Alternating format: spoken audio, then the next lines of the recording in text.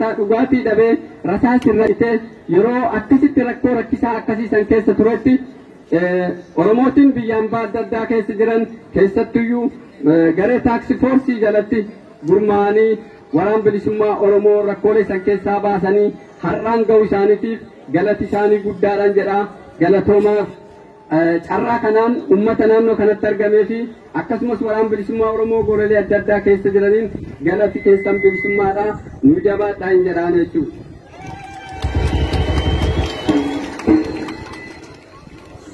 Akkasumas sabboontonni Oromoo adda addaa bakkoota adda addaatitti nam tokkeedhaan gareedhaan gurmaa'uudhaan yeroo akkas rakkisaa san keessatti waraan bilisummaa Oromoo bira dhaabbatanii tumsanuu godhan galata galchuuf hin barbaada.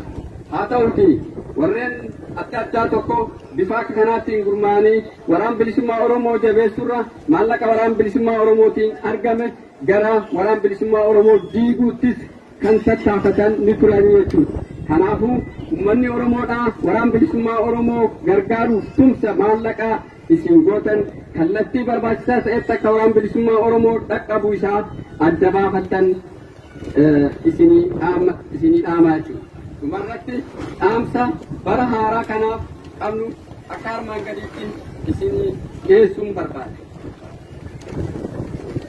Kanaaf egaa injifannoolee bara dabree arganne kana caalaatti galiin ga'uudhaaf akkasumas rorroo madaala hin qabne bittoota nafxanyaa piippiin kolonii Abiyyiin durfamu nurratti labse kana ofirraa cabsuudhaaf kolonii xumuratti godhuudhaaf